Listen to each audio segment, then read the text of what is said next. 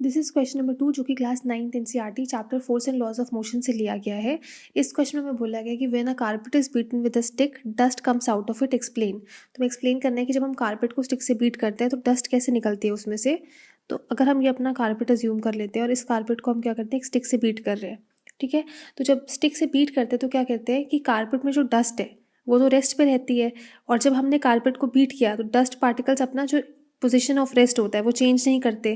तो due to inertia of rest the dust particles क्या करते हैं, retain the position of rest and falls down due to gravity.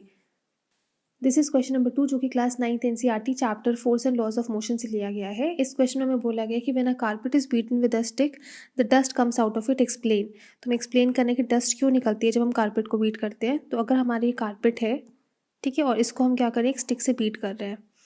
ये हमारा carpet हो गया और ये हमारी स्टिक हो गई।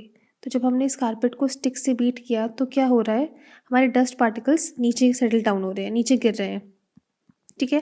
तो हमें एक्सप्लेन करने कि डस्ट पार्टिकल्स नीचे क्यों गिरते हैं। तो डस्ट पार्टिकल्स क्या होता है, जब हमने स्टिक को कारपेट से बीट किया, हमने कारपेट को स्टिक से बीट किया तो क्या होगा, कारपेट तो मोशन में आ गया, तो कारपेट इज इन मोशन क्योंकि हम उसको बीट कर रहे हैं। बट जो डस्ट पार्टिकल्स हैं, डस्ट पार्टिकल्स जो कारपेट में पड़े हैं वो कैसे हैं, वो है स्टेट ऑफ रेस्ट पे, ठीक है। तो वो तो स्टेट ऑफ रेस्ट पे है, उनका तो इनर्शिया चेंज नहीं हुआ। तो उन्होंने क्या किया, इनका है इनर्शिया ऑफ रेस्ट, या इनका जो पोजीशन है डस्ट पार्टिकल्स का वो रेस्ट में ही है। तो ये क्या करते हैं, कारपेट को जब हमने बीट किया ये अपना रिटेन करते हैं state of rest, they retain their position of rest. ये मूव ही नहीं करे वहाँ से, जब हमने डस्ट कारपेट को मूव किया तो कारपेट को बीट किया तो they retain their position of rest.